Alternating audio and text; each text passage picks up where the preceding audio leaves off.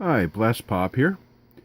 I'm just set up the first suggested scenario for Heroes of the Nam, which is a lock and load tactical modern era game set in Vietnam, of all places. The first scenario that they recommend is actually later in the series. It's far in the scenario book. It's called River of Perfume. It's a single map scenario with not a lot of forces involved, and is in some respects reminiscent of the Guards' counterattack in Squad Leader. And the Americans are up here, here, and here, and they have to control 5 of the buildings, I believe it is, to win the scenario. Now, the map is limited to this row here and over.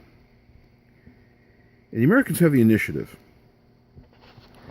So, initially it looks kind of daunting for the Americans to take this on and possibly win it. Now, the Americans' trick, I think, is Lucky Man, which is a capability that is a one-use and allows this particular leader, Sergeant Reagan, to go in and add or subtract 3 from a morale result or what have you. Now, one of the interesting things about this scenario is the VC in this game are hidden and can only be spotted if they move, the Americans are adjacent, or the VC fire. So I'm thinking, before I start rolling the dice and playing this scenario, that what the Americans want to do for their first option is to occupy hex H2, which is right there, allow the VC to fire on them, which then allows the Americans to, if they're lucky, and hopefully this guy is lucky because he's a lucky man, survive the fire. And then the guys over here, like Lieutenant Ash, who has an M60 machine gun, a Marine squad.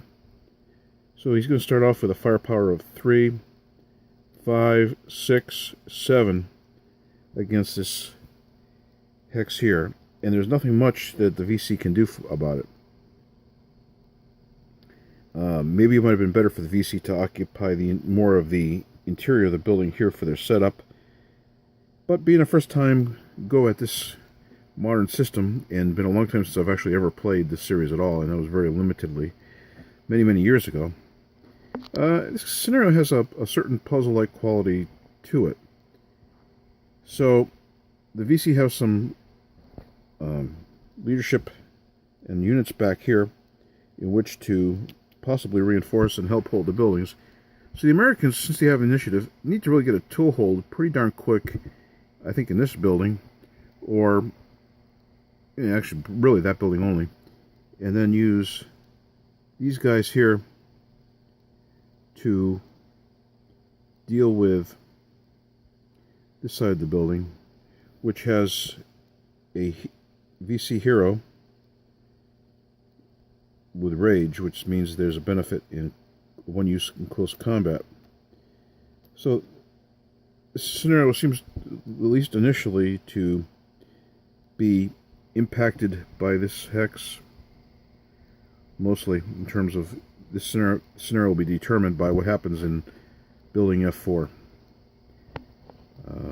But yet the Americans still have to gain, I believe, a second one according to the victory. Yeah, they got to get 5 buildings to control to win. They start with 3, so they have to pick up 2. So I can see this is a nail biter. This scenario lasts 7 turns. So I'm going to give this a go. I think this scenario's got a lot of interesting possibilities, although it is somewhat scripted. But how you get there and how you win probably could have a lot to do with a little bit of luck. But I can see this as being a highly replayable scenario. It'll be very fun. So anyway, I'm going to start giving it a go. But I'd be interested to see if you folks have any other ideas how to approach it. I don't think there's anything obvious. Otherwise, it's you're traveling over open ground to get to the building where the charismatic leader is, or this building here, which the only real cover is this woods, but then you have flanking fire there. So it seems to me this is the one building that the American needs to get, and then they can kind of work their way off from there. Also, for the purposes of this scenario, nobody can enter this pool, and it doesn't block line of sight or have any other impact. So I'd be interested in any comments you might have, but otherwise I'll just continue on and play, and if it's notable or interesting, I will do another video. Until next time, this has been Blastpop. Thank you. Bye.